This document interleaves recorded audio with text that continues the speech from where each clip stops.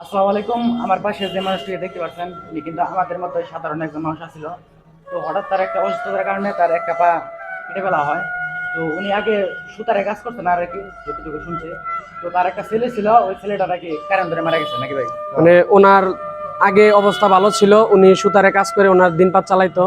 তখন আমাদের মতোই সুস্থ মানুষ ছিল উনি। তারপর যখন ওনার পায়েতে একটা ঘা হয়, পাটা কেটে ফেলা হয়, তারপরে ওনার অবস্থা একটু খারাপ হয়ে যায়। তখন তার ছেলে ছিল একটি, সেই ছেলে তার ভরণ পোষণ দায়িত্ব নিয়েছিল। তো ওনার ছেলেও তারপর ওই ওনার অসুস্থতার কিছুদিন পর ওনার ছেলে দায়িত্ব নেয়। তারপর ছেলেরও একসময় কারেন্ট ধরে ছেলেটা মারা যায়।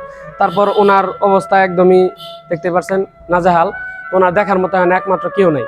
এখন ওই মানুষের কাছে কেউ কিছু দিলে ওইটাই খায় এবং সবাই দেয় কিছু কিছু। তো আমাদের মনে হয়েছে যে উনি যোগ্য লোক সাহায্য পাওয়ার, তার জন্য আমরা ওনার জন্য আজকে কিছু রমজান মাসে বাজার সদাই নিয়ে আসছি। তো এই বাজার সদাইগুলো পাঠানো হচ্ছে আমাদের প্রবাসী এবং বাংলাদেশি কিছু ভাইয়েরা আমাদেরকে দিয়েছে। এই বাজারগুলো আমরা দেখে দেখে যারা অসহায় মানুষ তাদেরকে দিতেছি।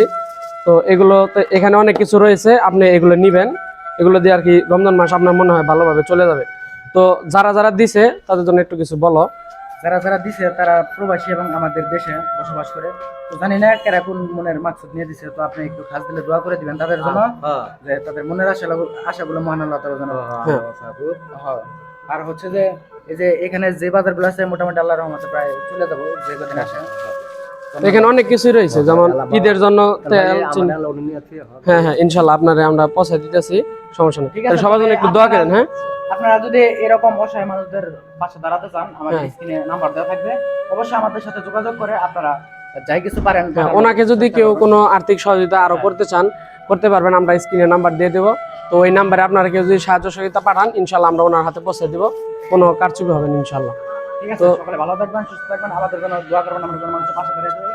আসসালামু আলাইকুম।